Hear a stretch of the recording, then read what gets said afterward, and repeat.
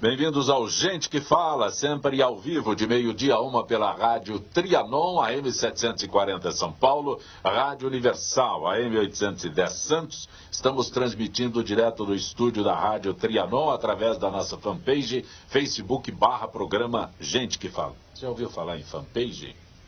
Já? Já. Maldade, já ouviu falar. Estamos também na UTV, www.altv.com.br. Estamos na TV Guarulhos, canal 20 UHF, canal 3 da NET em Guarulhos, 11h30 da noite. Acesse nosso blog, conheça nossos colunistas e colaboradores, gentequefala.com.br. E para participar desta edição de Gente que Fala, a tua biografia é extremamente consistente. Eu vou anunciá-lo. Fernando Jorge, prazer tê-lo aqui, mais próximo do microfone, meu querido. Simões. Mais próximo. Como você... Eu anuncio o Fernando Jorge, mas como eu disse, o teu currículo é maravilhoso. Como você se identifica? Chega aqui e fala, o senhor veio participar do programa e o senhor diz, Fernando Jorge, eu sou o quê? Você acha que você quer que eu me defina? Sim, parabéns. Zacopé Simões, muitos acham que eu sou um polemista. Ora, ser polemista no Brasil, muitas vezes, é analisar de maneira errada. Porque se eu sou polemista, é porque eu falo a verdade. Sim. Eu detesto a mentira, a hipocrisia, a falsidade, a traição. Por que eu fiz essa pergunta? Eu me lembro de você como jurado de televisão no programa do Flávio Cavalcante, que imagino... Eu também jurado Bolinha e do Carlos Aguiar. Mas o Flávio Cavalcante, imagino que tenha sido o mais marcante de todos eles. Para o Zancopé telespectador, aquele Zancopé que assistia o programa. Você já se referiu ao Bolinha e ao Carlos Aguiar, mas eu me lembro do Fernando Jorge jurado no programa do Flávio Cavalcante.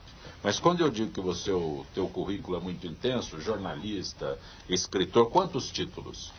Eu tenho mais de quase 30. Também escrevi dicionários, algumas obras em encomenda. O meu último livro de sucesso Se não fosse o Brasil, jamais Barack Obama teria nascido. Eu provo isso documentadamente. Sim. Eu nunca afirmo uma coisa sem provas. Adriana Calcanhoto... A Adriana Calcanhoto se aproveitou da minha tese, que eu provei, que o Obama, se não fosse o nosso país, não teria nascido, porque a mãe dele, que era uma moça completamente branca, nascida no estado do Kansas, e quando ela tinha 16 anos, na cidade de Boston, resolveu assistir o primeiro filme estrangeiro de sua vida. Orfeu do Carnaval, do famoso cineasta francês Marcel Camus.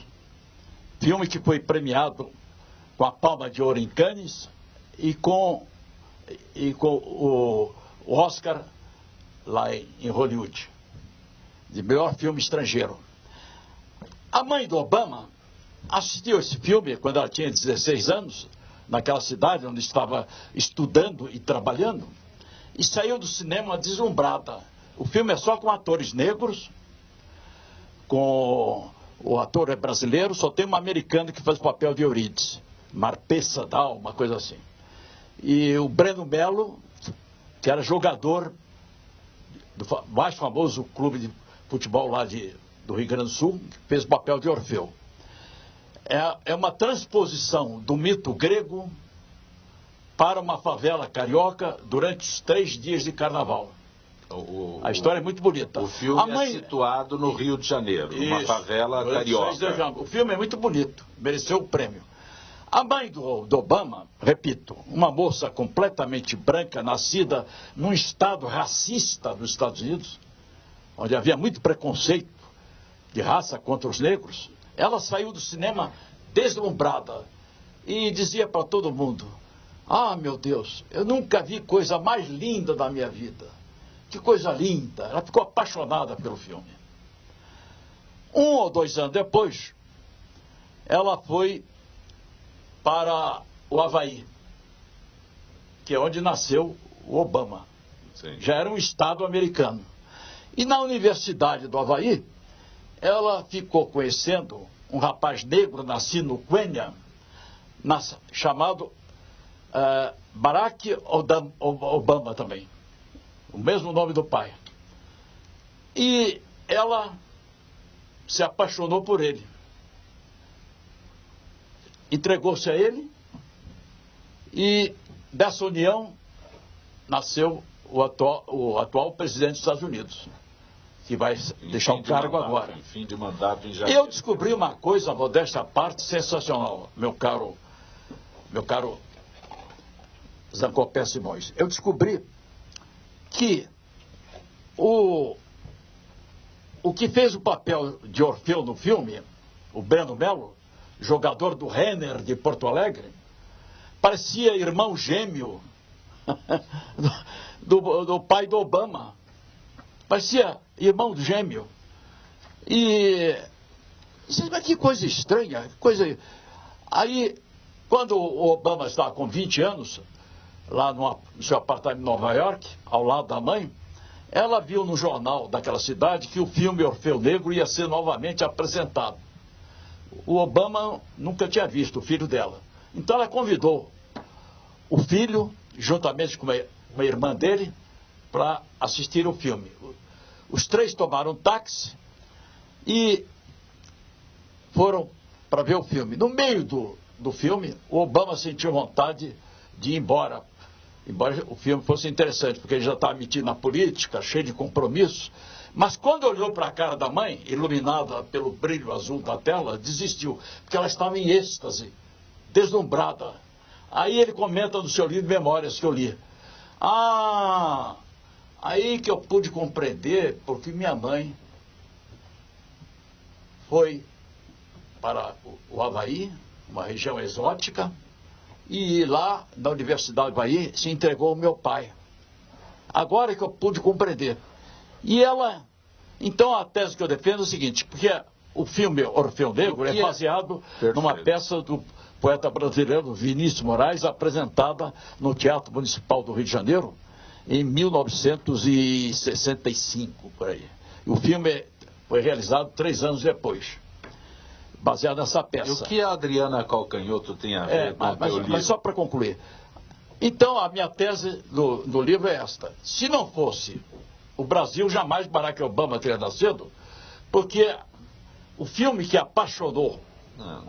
Não precisa contar esse detalhe. Faça com que comprem o livro, por favor. A Adriana Calcanhoto, respondendo a sua pergunta, sendo bem objetivo, ela tinha uma coluna no jornal o Globo e não se conteve e se apoderou da minha tese.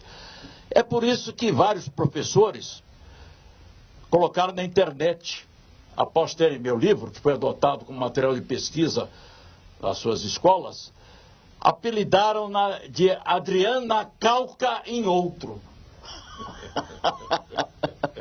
Agora, ela me ajudou muito, sou grato a Adriana Calca em Outro, porque graças a Adriana Calca em Outro, a 5ª edição do meu livro se esgotou e saiu agora a 6ª.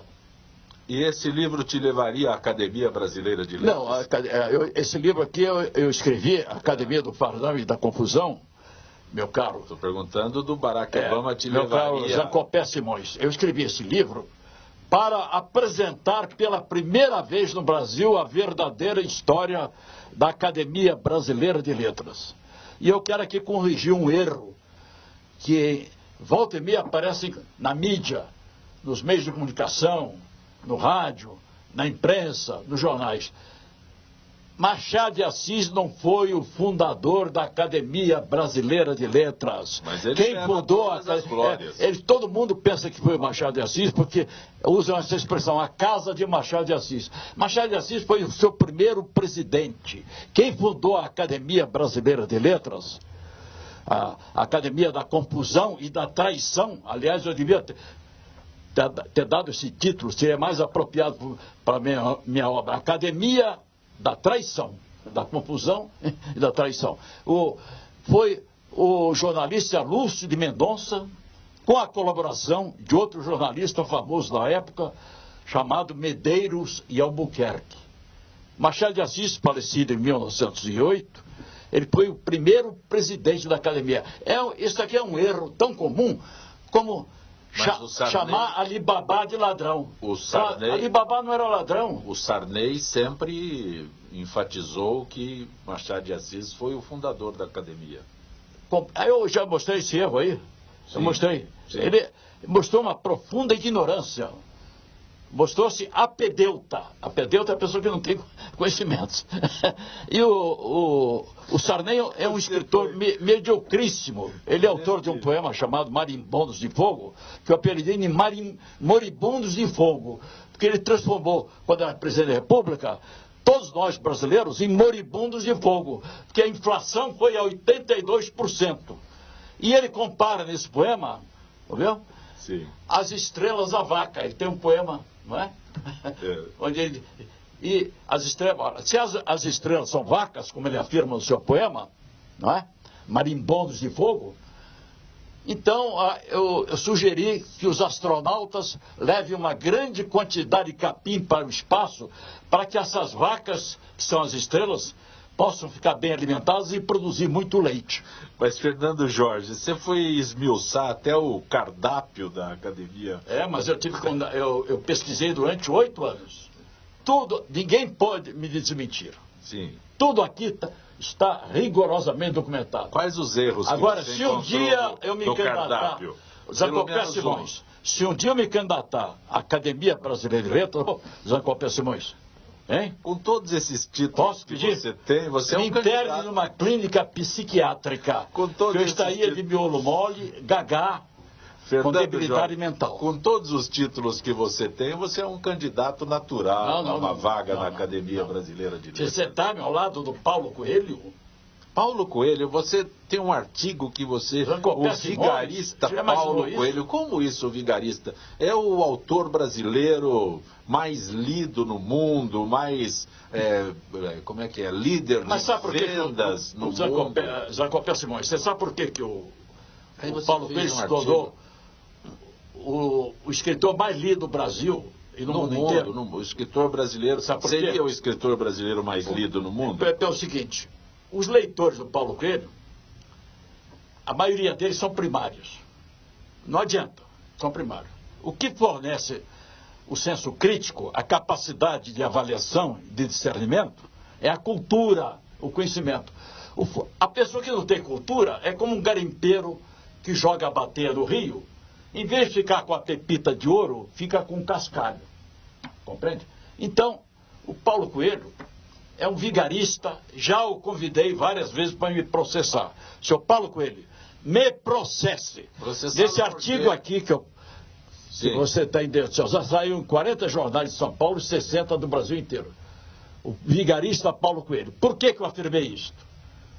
Porque ele declarou à revista Playboy, numa entrevista longa, que ocupa 8, 10 páginas dessa publicação. Mas ele não está pelado lá, não. Disse para o repórter, é capaz de fazer chover, ventar e ficar invisível. O repórter perguntou, mas o senhor é capaz mesmo de fazer chover? Sou. Mas como? É muito simples. Eu vou para o meio do campo, me concentro, o céu se está limpo, azul, as nuvens se formam, ficam escuras e chove. E outra coisa que eu quero informar também ao senhor, eu também posso produzir ventos. E, além disso, sou capaz de ficar invisível. Eu tenho entrevista. Sim. Aí o repórter pergunta, mas como que o senhor consegue ficar invisível? É muito simples. Eu vou lhe dar um exemplo. Quando houve o sequestro do empresário Roberto Medina, no Rio de Janeiro, eu sou muito amigo dele, gosto muito do Roberto Medina. Após a sua libertação, a casa do Roberto Medina ficou cercada por milhares de pessoas, mais de 5 mil pessoas. E eu pensei, como que eu poderei ir lá para abraçar o meu amigo, cumprimentá-lo, desejar-lhe felicidades? Como? Aí eu me lembrei, vou ficar invisível. E como é que ele ficou invisível, Zancopé Simões? Como? Sabe como? Ele contou para o repórter. Muito simples. Coloquei o meu braço direito atrás das costas, fiz um gesto com a mão e fiquei invisível. E pude chegar lá, atravessei toda aquela multidão e pude cumprimentar meu amigo. Aí no meu artigo, intitulado O Vigarista Paulo Coelho, Eu desafiei novamente o Paulo Coelho a me processar. Se ele me processar, e o juiz, durante a audiência, me perguntar, é verdade que o senhor chamou o cidadão Paulo Coelho de vigarista? Chamei sim, meritíssimo. E afirmo isso diante da sua presença. Ele é um grande vigarista, acho que é o maior do Brasil ou do mundo. O senhor pode provar isso? Posso. E se ele ficar invisível? Se ele ficar invisível lá diante do magistrado? Só se mover. E mesmo assim ele precisa... Você já imaginou? O espírito dele precisa se materializar. Você já imaginou? Só se eu der um tiro nele, se eu der um tiro nele, matá-lo, aí ele, após ele virar um cadáver... Não, o espírito dele aparece e você já imaginou isso diante lá do meritíssimo? Lá ele fala, eu estou invisível. Aí como é que é? Faz uma figa, põe o braço nas costas e desaparece. Isso é uma hipótese, Bom, é improvável. Bom, aí eu diria para o juiz, meritíssimo, ele diz que é capaz de fazer chover, ventar e ficar invisível. Fazer chover aqui é impróprio. Nós poderíamos aqui, apanhando essa chuva, ficar gripado, todo mundo é com pneumonia. Ventar também seria desagradável. Não, todo mundo é capaz, meritíssimo, mas é por favor, peça aqui ao senhor Paulo Coelho, que está aqui ao meu lado, junto do seu advogado, para desaparecer diante dos nossos olhos. Por favor, peça, meritíssimo. E já pensou se ele desaparece? Fernando Jorge, escritor polemista, por isso ele se identifica como polemista. Mas você não perdoa Você já ninguém. foi a bienada? Você não perdoa ninguém, você não perdoa nada. Por que bienada? Estamos no país da hipocrisia. Por que bienada? Então, fulano que aparece assim como eu, que fala a verdade, pode ser chamado de louco. Mas se está tivemos já a 32ª edição da Bienal, então há 64 anos este evento é realizado. A Hebe Camargo dizia que é uma pena que a Bienal não seja todo ano. Não, a Hebe Camargo dizia que é uma pena que a Bienal não seja todo ano. Mas se estamos na 32ª edição, então são 64 anos deste evento maravilhoso aqui. É como uma apresentadora de televisão que, vendo os pés de uma moça muito bonitos, com uma sandália, você deve ter um bom pedófilo, né? Por que bienada, Fernando Jorge? Você tem, as suas obras são colocadas lá? Vai sair isso em 60 jornais do Brasil e 40 do Brasil inteiro. Você autografa lá na Bienal? Não, jamais. Eu fui lá e matei as saudades do circo da minha infância, quando fui a essa bienada. Você acha que é obra de arte erguer 2 colunas de tijolos de 10 metros de altura, colocar ali uns vergalhos? Isso é obra de arte? É obra de arte? Você acha que é obra de arte expor batatas podres como símbolo de... Você acha que é obra de arte apresentar numa tela borrões que parece o cocô de um elefante? Parece? Veja bem. Mas a arte é subjetiva. A arte é subjetiva. Momentinho. Você é um homem inteligente, São Paulo Simões. É subjetiva. Eu sei o que você quer dizer, São Paulo Simões. Você quer dizer, não há limites para o processo de criação artística. É verdade. Sim. Não há limites. Mas, baseado nesse fato, nesse argumento, apareceram na pintura, em todos os setores das artes plásticas, milhares ou milhões de vigaristas. Eu vou dar um exemplo para você. Olha aqui. Isso aqui é uma tela que foi vendida por milhões de dólares, de um pintor, italiano, chama-se Concetto Spaziale. Ele traçou um risco, expôs numa galeria lá de Florença e foi vendido por milhões de dólares. Você acha que é arte isso aqui? Olha aqui. Ela já faleceu, mas a verdade tem que ser dita. Tome Otaki. Uma página inteira do Jornal Globo.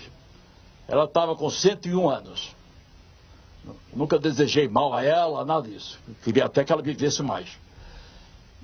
Fizeram uma reportagem para mostrar as últimas telas dela.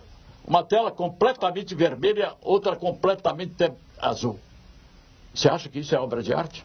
É? Mas como eu disse, o Então, conceito de arte então é amanhã você pega uma tela, Zancopé Simões, borra, deixa ela toda azul e para ganhar milhões a custa disso. Quem que não faz isso?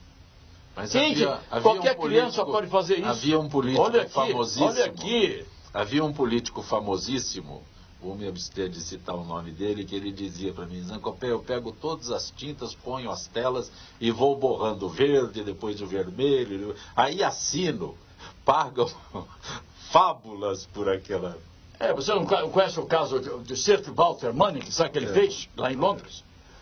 Ele pegou um burro, levou para um recinto bem amplo e colocou num cavalete uma tela de mais de 30 metros de comprimento. Sim. E mergulhou o rabo do burro num balde cheio de tinta, com as costas voltadas para as telas. À medida que o burro comia o capim, ele ia dando rabanadas nas telas. Sim. Depois esse autor inglês, Sir Walter Manning, que provavelmente o senhor livro de memórias que eu li, o dono dessa galeria, desse local, onde foi feita essa operação com o burro, cortou a tela com serrote em vários pedaços, mais de 20, 30 pedaços, e mandou para uma exposição de arte abstrata lá de Londres, com títulos assim: Saudades, Remorso, Arrependimento, não é? Amor platônico. Dia da rabanada do burro. Olha aqui, veja bem, Zancopé Simões, as telas ganharam o primeiro prêmio. Os críticos de arte lá de Londres, da Inglaterra, acharam que o autor dessas telas era genial. Havia feito uma revolução na pintura. Muito bem. Depois de sair durante 2, 3 meses comentários elogiosos para essas 30 telas pintadas pelo burro, eu não estou inventando isso não, é verdade. O autor dessa façanha publicou num jornal lá de Londres o burro pintando as telas. Ele tirou várias fotografias do burro dando rabanadas nas telas. Os críticos que acharam que o autor era genial não saíram de casa durante vários meses, não tiveram coragem de afrontar o público. E eu tenho um amigo chamado, que é francês, Charles Marie, e ele está com a idade avançada, conheceu o Picasso, lá na França. E um dia ele foi visitar o Picasso, o Picasso tinha talento. Sim. Mas era vigarista também. Você não perdoa ninguém. Era vigarista também. Esse caso que eu vou mostrar para você, Maria. Ele disse: ô, Antoine, você chegou, Antoine? Olha aqui, esses milionários aqui da Côte d'Azur, eles estão comprando essas xícaras com um preço muito alto. E eu tenho mais de 500 encomendas. Eu vou fazer... Você pode me ajudar? Pegue uma dessas xícaras aí, ó, pega aquela tinta ali, dê uma pincelada e imite aqui a minha assinatura, Picasso. Você pode fazer isso, pintar aí umas 100 ou 200 xícaras, perfeitamente. E o Antoine pegou aquelas xícaras e me contou isso. Fazia uns 2, 3 riscos e colocava Picasso. Aquelas tintas foram vendidas por milhares de dólares, aquelas xícaras. Isso é vigarice ou não é? Não é vigarice? Você não perdoa ninguém. Mas escute, é verdade. Sim. Quando meu pai foi líder do PSP na Assembleia Legislativa, líder do Adhemar de Barros. E minha mãe via minha casa, a nossa casa quando era menino, ser invadida pelos políticos. Assim, meu filho, não seja como esses políticos que vêm aqui bajular o seu pai. Por quê? É gente falsa, hipócrita, não fala a verdade, diga sempre a verdade. Aí meu pai dizia para minha mãe: ô Nini, a filha dela, não diga isso para o nosso filho, você vai criar um revoltado. Ele não pode dizer sempre a verdade. E é verdade. Eu, às vezes, vejo na rua assim, um sujeito que me cumprimenta, e eu só passo assim, mas eu pensei que Eu tenho falando, dizer, como é que você vai, grande canalha? Fernando Jorge. Você é um grande canalha, sem vontade de dizer isso. Por que a tua crítica à Flip, Festa Literária Internacional de Paraty? Mas você a chama aí já saiu festa... esse artigo aí. Sim, mas você chama de aí, olha, festa, como é que é que você... Festa, não, esse é meu, esse é meu. Não, esse é meu, eu estou perguntando para você. Porque você chama de festa etílica da droga, da pornografia e da besteira. Porque apareceu lá uma escritora... Diz que não sabia se era drogada ou prostituta. Saiu no jornal o Globo. Sim. Saiu um outro. Convidaram só fulanos assim. Chegou lá uma escritora, tirou quase ficou pelada lá. Em Paraty? Em Paraty. Sim. Tudo está documentado. Convidaram vigaristas da literatura para participar dessa festa. Eu provo isso aí. Como vigaristas da literatura? Vigaristas. Fulanos. Mas se a pessoa tem obras publicadas... Não adianta. Qualquer um, o papel aceita tudo. Você conhece essa frase? A quantidade de obras sem valor, desprovidas de autores que não mostram talento, é imensa. A quantidade de livros que não valem nada, que pertencem à subliteratura, que vão para a lata de lixo da literatura, é uma quantidade imensa. Quando Kerensky fugiu, após a vitória da Revolução Russa em 1917, fugiu da Rússia, disfarçado de mulher, perguntaram ao Lenin, qual vai ser agora o papel de Kerensky na história? O Lenin respondeu, ele vai para a lata de lixo da história. O mesmo eu digo em relação a essas centenas, aos milhares de livros que aparecem diariamente. Esses livros vão para a lata de lixo da história, como aqueles 50 tons de cinza. Aquilo não é 50 tons de cinza, é 50 tons de porcaria. Você leu? Li. Aquilo é porcaria. Por que você leu se você sabe que era porcaria? Eu li porque estava sendo muito lido essa obra. Eu via mocinhas de 14 adolescentes com esse livro, estudantes, donas de casa. Aí você, por que estão lendo esse livro? É a história de um empresário já meio maduro, que seduz uma adolescente e a obriga a fazer todo tipo. Já percebi que você leu o livro. Já percebi que você percebeu. Leu. Isso. Sim. Bom, mas você não então perdoa esse livro era comprado. Sim. Você sabe para quê? Para as pessoas ficarem, não é? Excitadas sobre determinado aspecto. Fernando Jorge. E o livro é escrito por uma mulher que parece um homem. Uma inglesa, eu vi a cara dela. Parece um homem que faz a barba 4, 5 ou 6 vezes por dia. Mas nós estamos falando de várias personagens, personalidades, mas você não perdoa também o presidente Michel Temer, é atualíssimo Michel Temer. Como é que é o livro Anônima Intimidade? Esse livro dele é cômico. Se você quiser soltar muita gargalhada, leia as poesias mais dele. Próximo aqui. O livro é cômico, eu comentei aí. Por exemplo, ele diz lá que as labaredas são de fogo. Eu não sabia que... Se os marimbondos são, porque as labaredas... Labaredas de fogo? Deve ser dessa. Numa poesia ele diz que tateou com tato. Você pode tatear sem tato? Mas é a liberdade poética, Fernando. Que é verdade poética? Isso é absurdo. O livro dele é como o livro do Sarney. É o livro de um poeticida, de um assassino da poesia. Poeticida, Fernando Jorge. Você não perdoa ninguém. Não, você leu 50 Tons de Cinza. E Anônima Intimidade, você leu? Anônima Intimidade. Eu li inteirinho, comentei aí, eu tenho um artigo aí. Não está aqui o artigo, não. Não importa o artigo. Analisei friamente. Eu não faço ataques de natureza pessoal. Não procuro atingir a honra de ninguém. Nunca atingi. Sim. Por isso, nunca ninguém teve coragem de me processar. Por exemplo, nesse meu livro aí contra o Paulo Francis, que está na 4ª edição, eu provei documentadamente, Zancopé Simões, que ele era plagiário, ladrão literário e racista. E eu tenho um documento vivo para provar o racismo do Paulo Francis. Ele está vivo. É o Ferreirinha. Você sabe quem é o Ferreirinha? Não. Confesso minha ignorância. O Ferreirinha. Mas não é preciso isso. Hein? Eu tenho essa comprovação. Tudo bem. Mas o que eu estou dizendo mas é que esse caso do racismo dele é impressionante. Eu conheço, eu gostaria de narrar. Porque é muito... Não, o Roberto Dines, após o lançamento do meu livro, que diz que causou a morte dele, está lendo o meu livro do banheiro, quando teve um treco, não sei se é verdade. Se eu sou pai de um livro assassino, eu mereço figurar no Guinness, o livro dos recordes.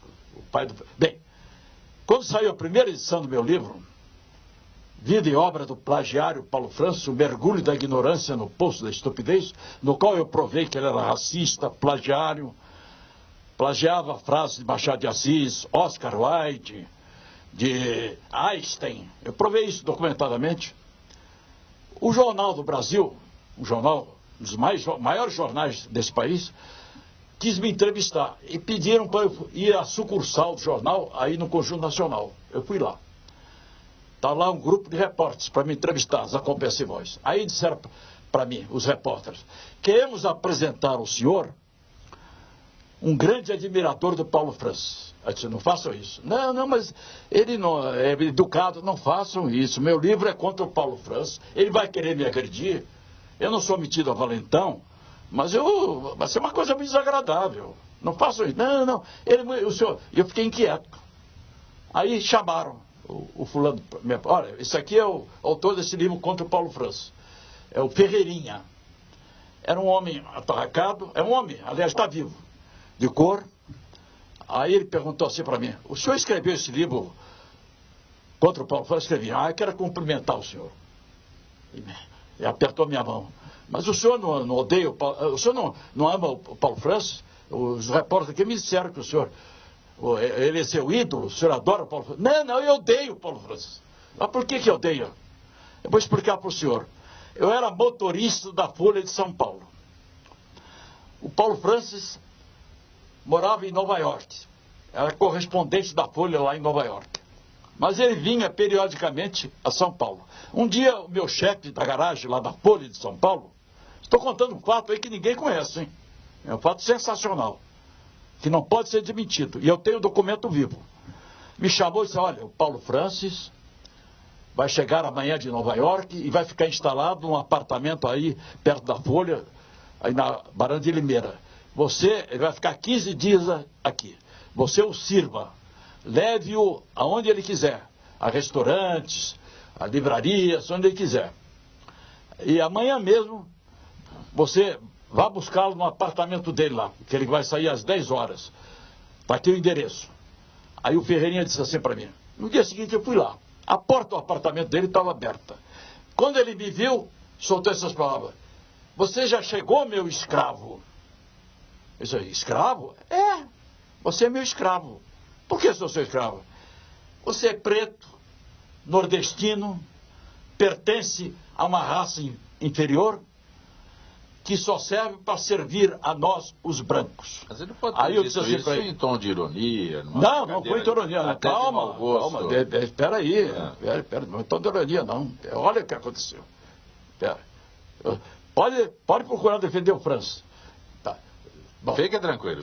Bem, aí eu disse assim, eu não sou escravo não. Não, você é meu escravo. Não proteste. Se você protestar, eu farei você perder seu emprego lá na Folha. Bom, e aí? No dia seguinte ele quis sair novamente. Marcou para eu sair. Ele ficou 15 dias aqui. Durante 15 dias, eu chegava no apartamento dele, sempre com a porta aberta, ele sentado no sofá e dizia, ô meu escravo, você já chegou? Doutor, eu não sou seu escravo. Não, você é pernambucano, nordestino, preto, pertence a uma raça inferior que nasceu para servir a nós, os brancos. Durante 15 dias, aí eu disse assim para ele, escute, o Paulo Francis não estava bêbado, drogado? Não, doutor, não estava não. Só que na frente dos outros, ele não fazia isso. Só quando eu estava sozinho com ele. Depois de 15 dias, o meu chefe da garagem lá da Folha me chamou e disse, olha, amanhã pegue o Paulo Francis lá no seu apartamento, que ele vai voltar para Nova York, tomar um avião.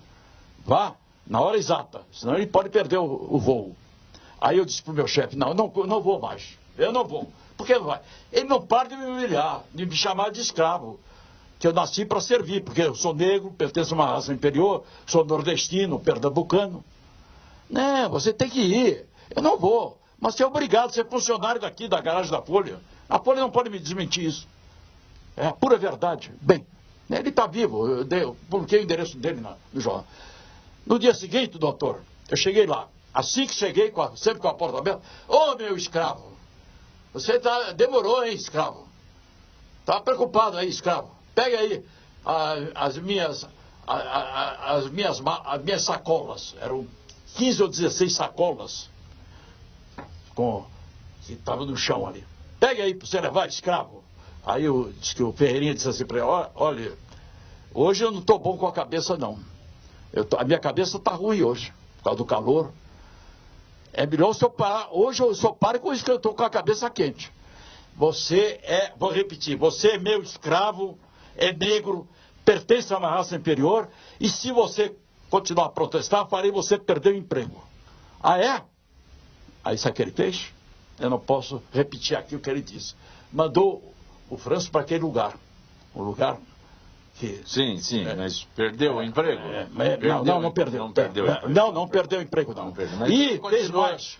Escarrou na cara dele. Eu continuo imaginando que tenha sido uma ironia. Não, calma. Eu perguntei isso a ele. Eu conto isso no livro. Sim. Aí o que ele fez? Doutor, eu tinha um sapato bem bicudo. Com a ponta do sapato, arrebentei todas as malas dele de lona. As camisas dele, cuecas, livros, saíram tudo para fora. Larguei o Paulo Franço lá, mandei ele para aquele lugar. Aí eu perguntei, você foi despedido? Não, mas fui transferido. Eu perguntei, posso divulgar? Pode, à vontade, é a pura verdade. Está provado ou não está provado que ele era racista? O Paulo Franço já morreu. Quer dizer, que se o Lampião já morreu, devemos dizer que ele não era cangaceiro. Se um fulano comete um crime bárbaro, está tudo apagado. Aquela Richthofen, se ela morrer, está absolvida por ter planejado a morte dos pais durante 2 meses e foram assassinados barbaramente com tacos e beisebol revestido de ferro. Fernando Jorge. Judas. Jornalista Fernando Jorge. Deixa eu... eu estou vendo aqui a sua insatisfação com a Bienal. Como é que você chama? Bienada? Bienada. Festa Literária Internacional de Paraty. Essa Bienal foi patrocinada pelo Banco do Estado, pelo Governo de São Paulo, pelo Banco Nacional de Desenvolvimento Social. Meu Deus do céu! Deixa eu desperdício do dinheiro público. E não há, nesse país, não existe um escritor, um jornalista, um comunicador para protestar contra essa vigarice. Meu querido Fernando Jorge, deixa eu continuar aqui. Você chama a Bienal de Bienada. Bienada. Você critica a FLIP, Festa Literária Internacional de Paraty, chamando-a de festa etílica da droga, da pornografia e da besteira. Você diz que o Paulo Franço... Está tudo comentado aí. Tudo bem. Tudo comentado. Deixa eu concluir aqui, eu estou tentando... É difícil. Desculpe a minha exaltação. Meu querido Fernando, isso é extremamente agradável. Agora, Bob Dylan, Prêmio Nobel de Literatura. É um estúpido, mal educado, grosseirão. Recusou-se a ir receber o prêmio. Eu aposto que os membros daquela comissão lá do prêmio devem estar arrependidos. Foi estúpido. Quiseram mostrar que são muito modernos. Eu não sou contra que um cantor seja premiado, um compositor, mas foi estúpido. Um poeta, ele é um poeta. Aqui foi premiado pela sua obra com a poesia. Porque então recusou-se a comparecer para receber o prêmio. Então recuse o prêmio também. Recuse. Pelo menos o Sartre foi mais coerente. Quando foi agraciado com o prêmio Nobel, recusou-se a receber o dinheiro. Por que esse cantor não faz a mesma coisa? Bob Dylan, Prêmio Nobel de Literatura. Quer mostrar que é moderno? Não adianta. Já é um pré-cadáver como eu, como todos nós. Já está com idade avançada. A morte já está espiando. Não adianta. Ninguém é nada nesse mundo. Não somos donos nem da unha, dedo mindinho, nem do último fio de cabelo. Fernando Jorge, eu repito, disse várias vezes, quais são os títulos teus aqui? Eu escrevi um romance chamado O Grande Líder, do qual vai sair a 7ª edição agora. Drummond e o Elefante Geraldão, Hitler, Retrato de uma Tirania, O Grande Líder a que você se refere aqui.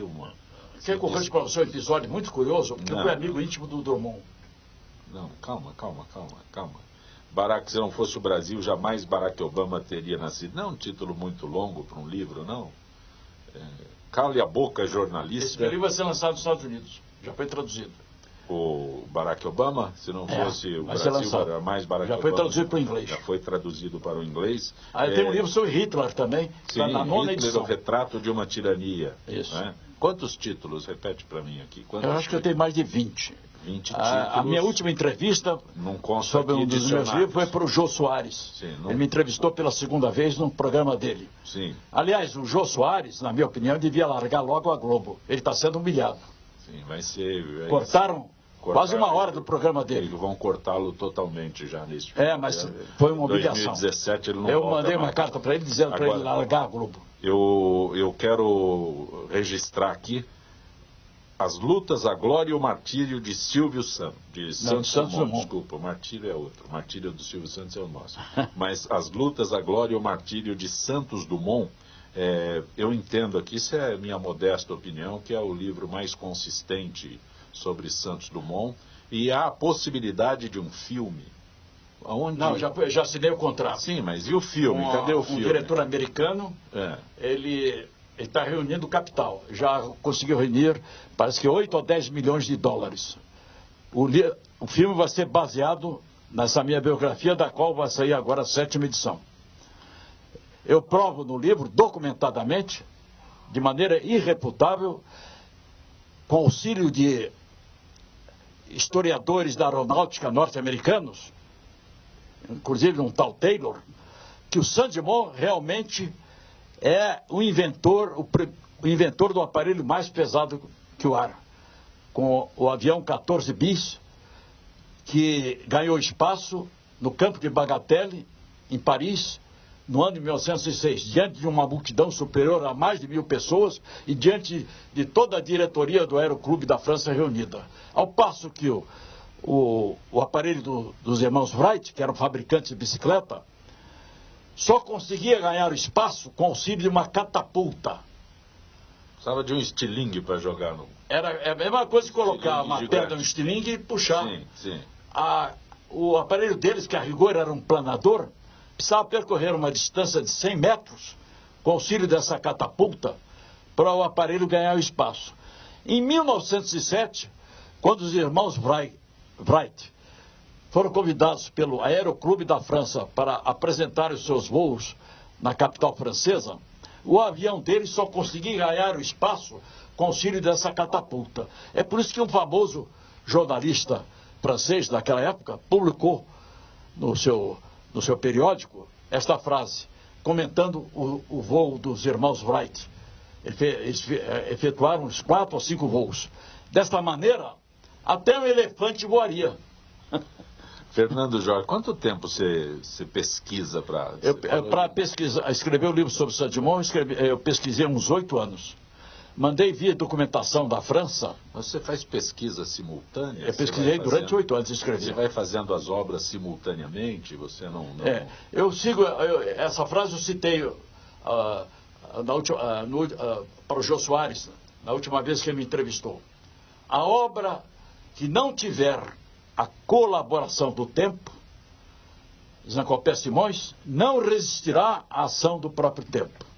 E acrescentei, e é o tempo que transforma os carvões em diamantes. Porque o carvão, o diamante, antes de se tornar essa pedra preciosíssima, que é o diamante, era um carvão. Devido à ação da terra, da geologia, após milhares de anos, ele se transforma no diamante. Quando você está falando das suas pesquisas para os livros aqui, por que eu fiz a pergunta quanto tempo você demora. Então, demora muito. Para 2 livros aqui, você demorou 8 anos. Tem que ser simultânea essa pesquisa. Senão, às vezes faz pesquisa simultânea. Porque senão você já, com todo respeito, já está com 180 anos. Eu sigo, Zancopé Simões, eu sigo... um pré-cadáver de 180 anos. Essa expressão foi eu que inventei. Sim, sim. Pré-cadáver. Estou dizendo que o Nelson Rodrigues me cumprimentou por ter criado essa expressão. Eu gostei de ter criado essa expressão. Eu sou um pré-cadáver. Sim. Eu sei que já estou na fase final da minha vida. A meu único consolo é o seguinte: eu tenho muita mediunidade e não sou espírita. Comigo já aconteceram vários fenômenos mediúnicos. Impressionantes. É uma coisa impressionante. Passei a acreditar.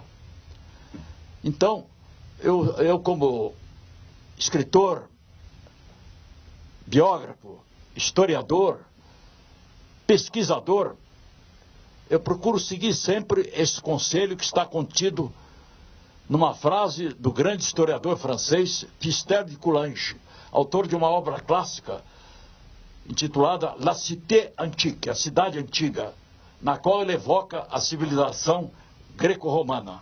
A frase do Pistel de Coulanges é esta: pas de document, pas d'histoire. Não há documentos, não há história. Fernando Jorge, e a tua proximidade com o Jânio Quadros? O Jânio Quadros queria que eu escrevesse a sua biografia.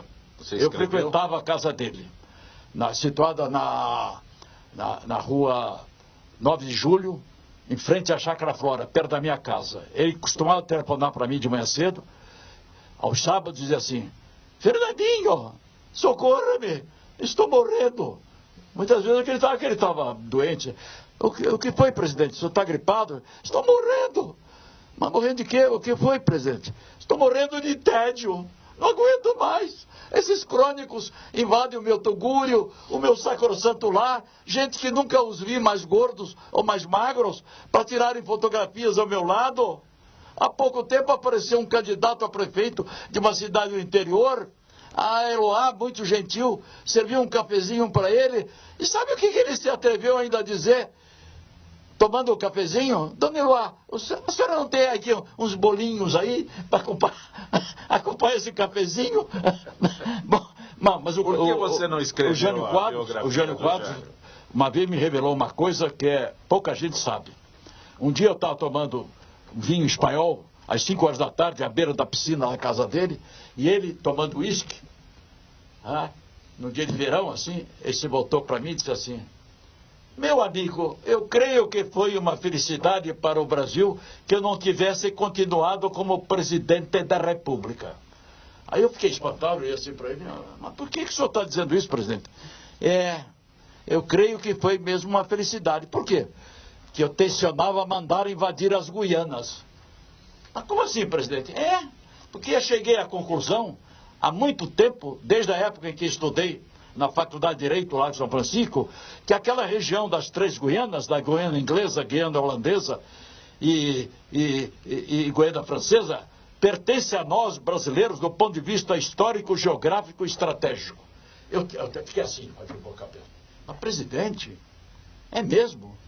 Mas eu pretendia mesmo, pretendia. Já havia combinado tudo com o Marechal Odílio Denis, o meu ministro da guerra, que foi também ministro do Getúlio. Pode falar com ele, ele confirmará. Mas como é que seria essa invasão? Seria da seguinte maneira: os nossos soldados iam receber ali na fronteira com as Guianas uma tunda, entre aspas. Tunda é sinônimo de surra, né? Sim. E por esse motivo as nossas tropas iam invadi-las. Aí eu fiz um gesto assim: mas, presidente, você ia mesmo fazer isso? Ia. Diga, meu amigo, o que está pensando? Presidente, hoje nós somos amigos íntimos, o senhor quer que eu escreva a sua biografia? Eu comi aqui, eu almocei com o senhor hoje aqui, o prato predileto do Jânio era camarões com quiabo, que a dona Eloá preparava muito bem. Camarões com camarão assim, ó. Olha, que maravilha. Como é que era? Eu nunca comi camarões mais deliciosos, com quiabo, os quiabos também. Era o prato predileto. Aí eu disse assim, aí ele vivia surpreso: diga, meu amigo, o que está pensando? Eu sou um verdadeiro demócrata. Eu disse: o quê? Demócrata. Demócrata? É a pronúncia correta. E por que você não escreveu a biografia do Jânio Quadros? Mas diga, meu amigo, o que está pensando? Presidente, eu não quero irritar o senhor. Eu almocei muito bem aqui, o senhor é muito generoso, eu sei que o senhor gosta de mim, quer que eu escreva a sua biografia. Eu prefiro silenciar, não vou dizer. Não diga o que está pensando. Presidente, eu não quero, o senhor vai ficar irritado.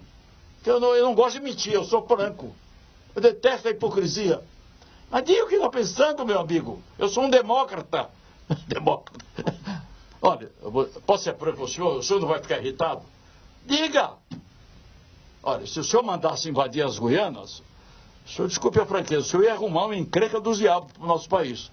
Já não direi com a Holanda, que é um país inexpressivo do ponto de vista militar. Mas com a Inglaterra, que ainda é uma grande potência naval, a maior potência naval do mundo, depois dos Estados Unidos, era a primeira no século passado. E com a França, do general de Gaulle, que se julga a reencarnação masculina da Joana d'Arc. E a França, presidente, o senhor desculpe a minha franqueza, diz assim, na época que o senhor foi presidente do nosso país, já tinha bomba atômica. Sabe o que fez o Jânio?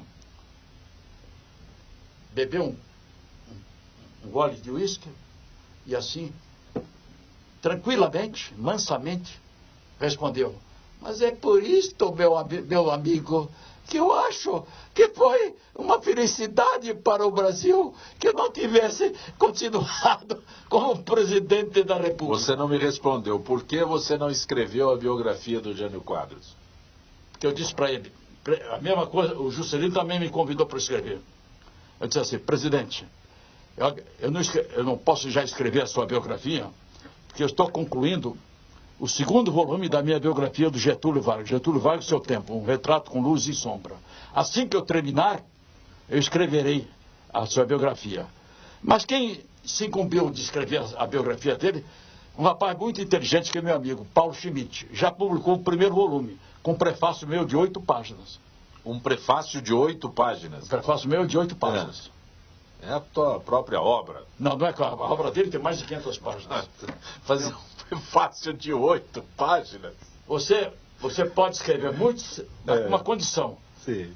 Não, teus textos são... Você pode esgotar um assunto, não estou questionando isso, mas sem esgotar a paciência do leitor. Seus textos você é um apresentador muito agradável, porque você só faz perguntas inteligentes. Nunca vi você dar um fora. Meus parabéns. Eu já fui entrevistado por sujeitos que eu fiquei horrorizado. Vou ser franco com você. Eu me recusei a ser entrevistado por um apresentador aí do SBT. Recusei-me. Sim.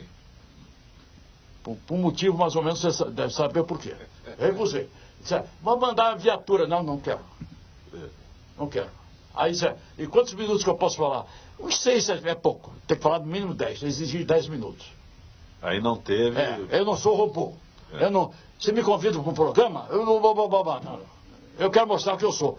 Como eu sou. Com meus defeitos, com meus exageros, ou não.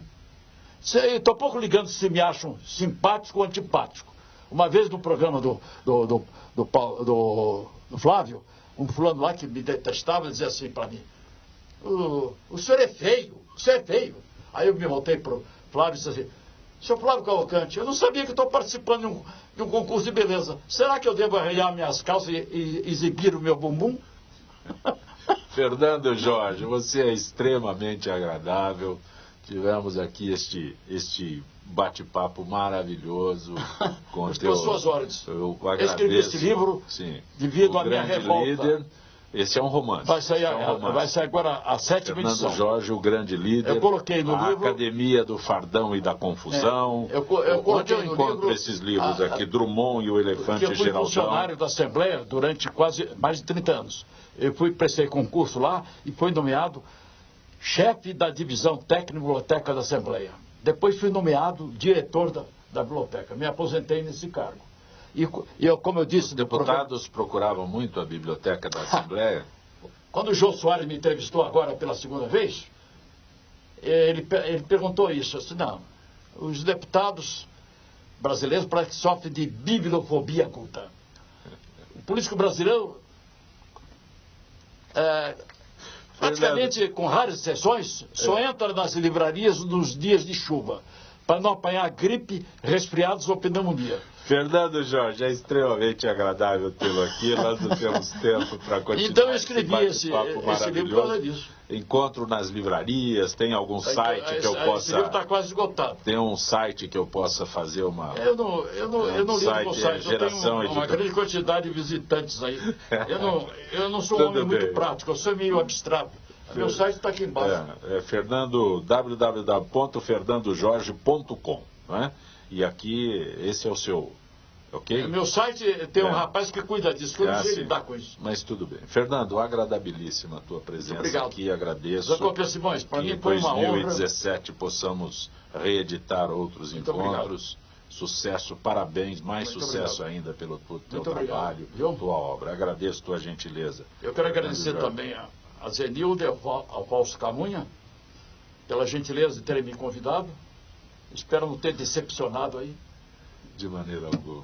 Grande abraço, Fernando Jorge. Gente que fala tem a direção geral do jornalista Fausto Camunha, diretora de produção Zenilda Salvato, redação Pedro Schiavon, produção cultural Ricardo Godoy, na rádio Trianon, Benevenê, Cléo Rodrigues, Neildo Neres, Ricardo Valim, na direção da TV Guarulhos, Fernando Mauro, na direção da UTV Alberto Luquete, na técnica James Eduardo, Paulo Afonso, Iago Matsumoto. Estaremos de volta amanhã, meio-dia. Gratos, até lá.